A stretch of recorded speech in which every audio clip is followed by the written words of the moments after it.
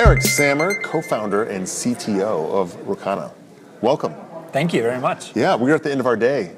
We are. It's like so nice and peaceful and quiet. It is. It's relaxing. It's mostly over. Okay. We're in a good place. We are in a good place. Yeah. This is where we take our naps and all that kind of stuff. But before we do, I want to talk to you a little bit about Rokana and what does that mean for the world?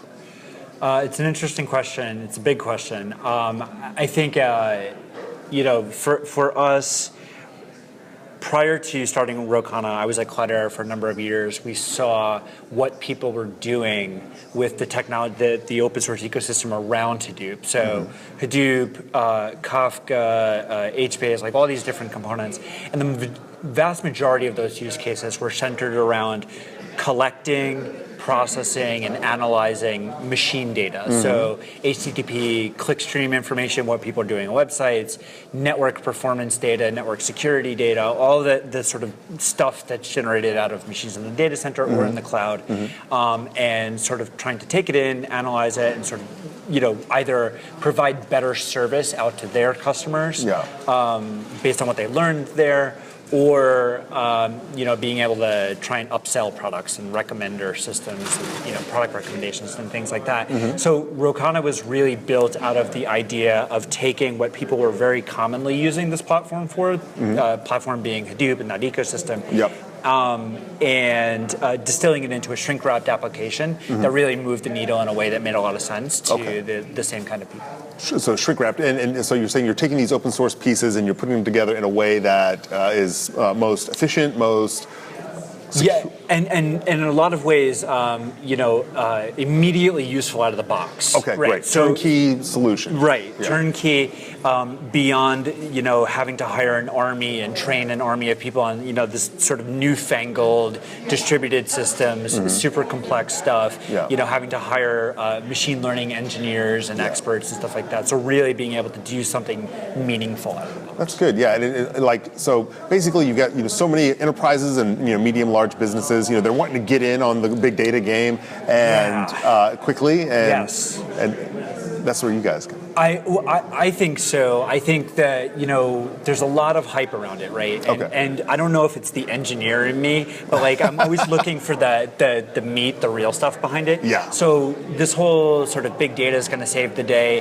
Honestly, to me, in a lot of ways, doesn't make a lot of sense. Okay. I think solving problems that businesses have, I think that making websites load faster, I think showing people things that they're more interested in, connecting people to things, being able to provide better service, for online banking. That stuff to me is much more interesting than quote unquote jumping on the big data bandwagon. Yeah, but you're making job harder for salespeople now, though. Because there's hey, your business needs big data. That's okay. I'm gonna sleep just fine. I promise. If I make life for salespeople, harder for salespeople. Yeah, right. But I think, and that may be the case. It is a buzzword. Yes. And next year it's going to be graph data.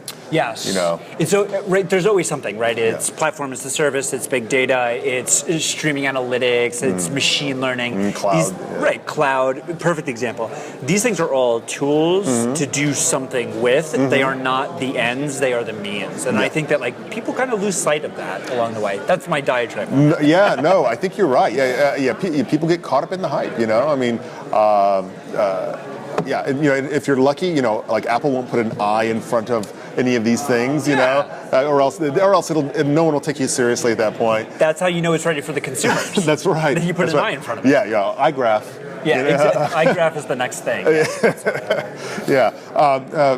Good deal. So, I want to ask you. I mean, you are definitely on bleeding edge here when it comes to the world of data. And is there a problem that you find inherent today that you think you would love to see solved by 2017? Just something that's bugging you or bugging people you work with, and you're just this piece of the big data world just needs to be improved. It needs more development, or I think it's a great question, and I'm thinking really hard about it. I think I'm always interested in what we can do with the technology to start walking backward from that and trying to answer your question more directly. Yeah. My sense is that a lot of the technology in the space within the open source ecosystem is still pretty nascent in the grand scheme of things. You talk about things like relational database technology and all of these things. That's a 40-year-old industry. Right, it's established. Right. Yeah. Hadoop just turned 10, I think, and now that's kind of passe. I think the real thing that I want to see is easier operational usage of these kinds of systems, stability, performance, better utilization of modern hardware, better responsiveness in the face of failures and things like that. So for me, it's not so much solving a new problem as much as it is completing the problem that we've already decided to solve. Gotcha, right. not really ready for the next leapfrog. Let's just stop for a second and appreciate and maximize. Stop and smell the roses the digital stuff the digital roses that we've already planted. I mean, I feel like, to me, we're not done solving. I mean, Spark is fantastic, but nascent. Hadoop is just becoming accessible to the Fortune 500. And I'm a little bit biased from my time at Cloudera and in terms of like Rokana's customer base. So all the Fortune 500 folks. So like making them productive, not like the Stanford PhD dropouts, who are doing fancy pants machine learning. Fancy machine learning. Yeah. Right. Awesome. Whatever that is. Well, and Rokana's growing. We are. We're just about 2 years old now. We raised a bunch of money. We've raised 2 rounds, closed a couple of really big deals with some of these Fortune 500 folks. Yeah. And for us, we're really sort of in that inflection point where every Monday, 2 or 3 or 4 new employees join the company.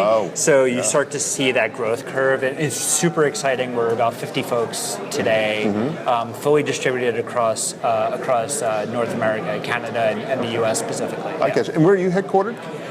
The headquarters are in San Francisco and or Boston, depending on who you ask. If you're on the East Coast, it's Boston. If you're on the West Coast, it's San Francisco. Okay. Well, it's very exciting, and I think it's a good cause. It's a good place to be, I believe, because like you said, these Fortune 500s are just getting on the bandwagon. You guys are offering something that's turnkey. It's full of all the great buzzwords, but it's also full of solution.